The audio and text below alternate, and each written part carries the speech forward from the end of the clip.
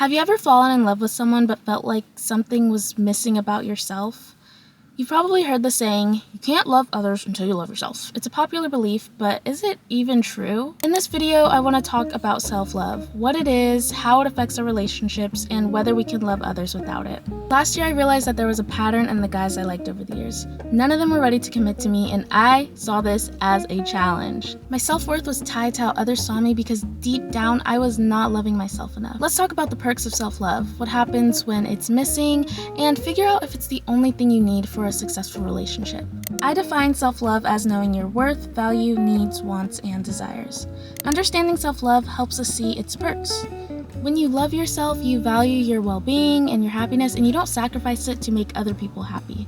You don't settle for less than you deserve, you forgive yourself, you handle conflict in relationships with a level head, you don't depend on others to validate or affirm your worth, which keeps you from falling under codependency. You can say no and walk away when things are no longer serving you. Your self-esteem isn't tied to people's opinions or feelings about you because you feel okay with or without their approval. You have clear standards and healthy boundaries because of your self-respect, so you maintain healthy relationships with people because their good quality benefits you. If a relationship is toxic, disrespectful, manipulative, or just downright unhealthy, you communicate, you distance yourself, or you remove yourself completely. And lastly, you're seen as more emotionally attractive and stable, which means you attract emotionally attractive and stable partners. When you value yourself, you seek out people who value you, and this just makes for more fulfilling and healthy relationships.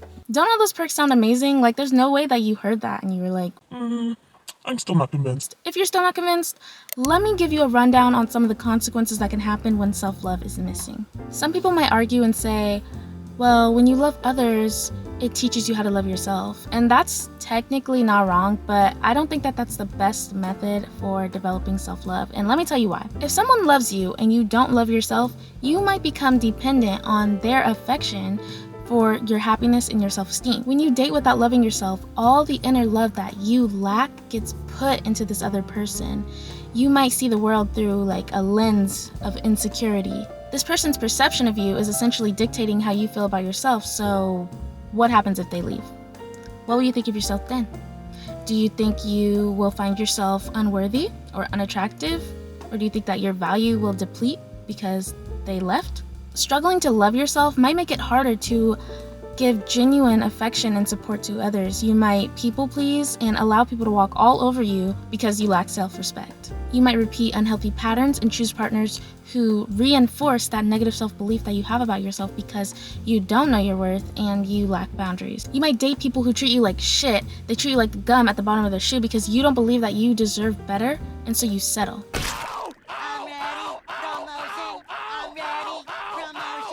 I think I stepped in something. You probably even put this person on a pedestal and make them all shiny because you're operating from an insecure lack mindset. You might even make this person the source of your happiness, which is not fair to either of you. You may even tolerate unacceptable behavior from this person like abuse, cheating, disrespect, manipulation, or even their unwillingness to commit to you because you fear loneliness and you lack self-worth. But then it's like you've convinced yourself that love conquers all, love prevails. Probably wasn't even love in the first place. Maybe you're listening to this and thinking, this girl does not know what she's talking about. And that's a fair assumption to make, but let me give you an example of what happens when self-love is missing in relationships and how you can develop it once you're in one. No, the sun, move, dude. The sun is so bright, I don't know what to do. It's moving. Hopefully my steering wheel isn't distracting. I had to move. Meet my girl, Ella. She struggled with self-worth and jumped into relationships seeking validation. Sound familiar? She would fall in love with any guy who looked her way, and the thought of being alone terrified her. Her lack of self-love and standards led her into a cycle of codependency and heartbreaks. She tolerated shitty behavior because she didn't believe that she could do better. We feel for Ella, okay? Maybe you've been her, or maybe you are her, but guess what happened next?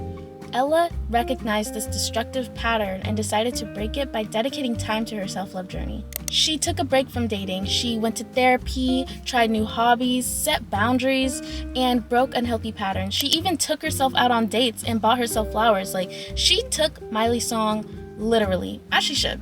A year later, Ella is transformed inside and out. She knows her worth and has standards, so she gets back into the dating scene, right? But this time, she chooses her partners wisely. She would only seek out relationships with people who would actually be able to respect her and meet her needs. And if she knew that someone wasn't capable of doing that, she would just walk away. She would walk away with grace. She'd be like, you don't seem like you're gonna be able to do what I need you to do, so I wish you farewell. Like, it was just that easy for her. She was that girl. Then when Ella met Prince and they made it official, things were going great. They had a strong, stable, and fulfilling relationship. Prince was considerate of Ella's feelings, and when they would have disagreements, they would focus on solving the issue and not winning the argument. They felt comfortable being vulnerable with each other, but they also valued each other's independence and even supported each other in that aspect. Like, those are just some of the really great qualities of Ella and Prince's relationship. But despite her growth, being in this relationship triggered old fears and insecurities in Ella. She realized that certain lessons can only come through relationships and some wounds can only heal by being in one. But unlike her exes, Prince was trustworthy, consistent, reliable. He respected her boundaries. He was emotionally stable. He was patient. He supported her. He could communicate. To make a long story short, Prince was secure. Okay, he was secure. Prince helped her confront and work through these issues. Ella was able to maintain her self-love, but also enhance it by being in a healthy relationship. She literally elevated. Ella elevated. Yeah. Ella's story just goes to show that self-love and self-development are an ongoing process, and they're not going to just end when a relationship begins. Relationships teach and contribute to our personal growth and healing, especially when we choose healthy partners. So can you love others without loving yourself? Here's what I think.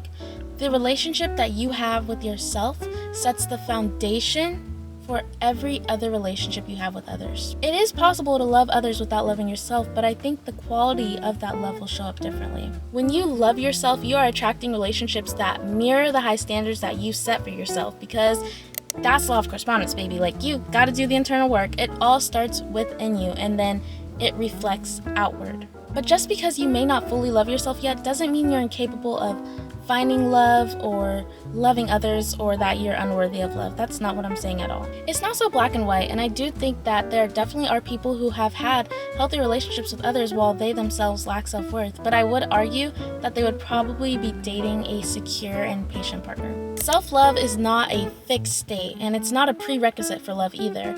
As humans, I think that we are constantly evolving and learning. I do think it's better to practice self-love before getting into a serious relationship, but that doesn't mean that it's going to be perfect once you're in one, and I also don't think that you need to put your life on hold and not date until you love yourself completely. That's just not realistic. Relationships can be catalysts for growth. It's up to us to decide what sort of relationships we want to have with others by first establishing the relationship we have with ourselves. It all starts with you. And that is my very long answer for a very deep question. Thank you so much for watching. If you like this video, prove it by giving it a thumbs up and consider subscribing for more commentary like this. Also, leave a comment below because I want to hear your thoughts. Have you noticed a difference in your relationships when you feel more or less self-love? Feel free to share your experience in the comments, and I will talk to you soon. Bye.